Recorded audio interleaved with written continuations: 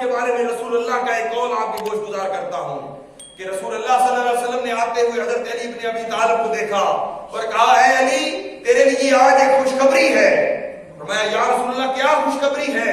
تو فرمایا سنو علی جنت میں بہت بڑے بڑے ملک ہوں گے, جنت میں بڑے بڑے ملک ہوں گے اور ان ملکوں کے بادشاہ ہوں گے. جی یا رسول اللہ میں نے قبول کر لیا.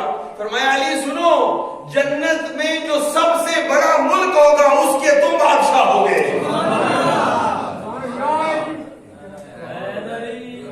اب میری بات سمجھ رہی ہے؟ میں اور بات سمجھانے کی کوشش کر رہا ہوں. جنت میں بہت بڑے ملک ہوں گے اور جنت کے سب سے بڑے ملک کا تو بادشاہ ہوگا. یعنی پتا چلا جنت میں بھی بادشاہیاں ہوں گی. اور ایک جملہ اور لے لیں, حضور صلی اللہ علیہ وسلم نے فرمایا الحسن والحسین سیدا شباب اہل الجنہ. فرمایا حسن اور حسین جنت کے نوجوانوں کے سردار ہیں. ارے جنتی بھی ہیں لیکن جنت میں سرداریاں بھی ہوں گی.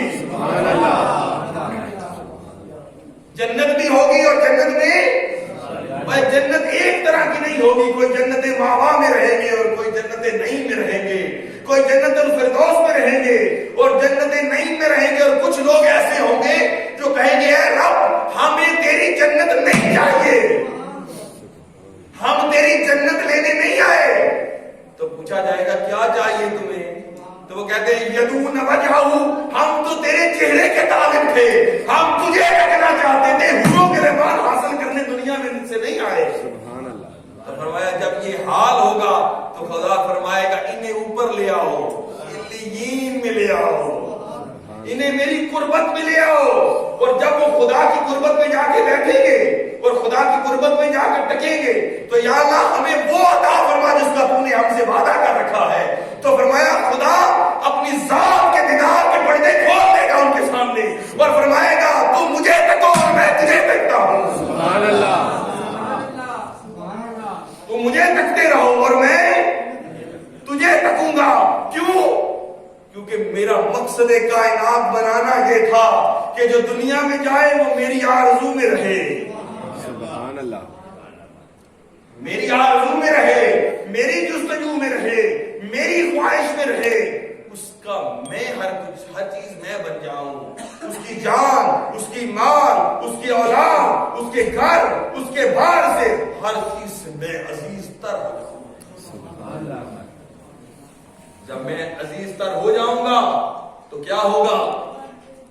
اللہ فرمائے گا اب تم مجھے تکتے رہو اور میں خدا کی اس حریم ناز میں رہیں گے. حاضرین محترم, انسان کی ابتدا ہے, انسان کی انتہا نہیں ہے. انسان اس وقت بھی اس کا نام انسان تھا جب یہ عالم ارواح میں تھا. اس وقت اسے روح نہیں بولا جاتا تھا. یہ بڑی اہم بات ہے.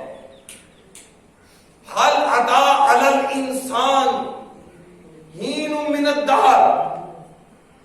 حل عطا علی الانسان, انسان پر ایک ایسا دور بھی تھا کہ جب وہ ایک قابل ذکر شے نہ تھا.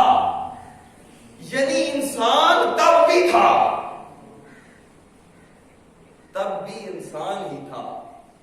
تب اس کا نام روح نہیں تھا, تب بھی انسان تھا. اور وہاں سے جب ماں کے بطن میں آیا تب بھی انسان ہی رہا.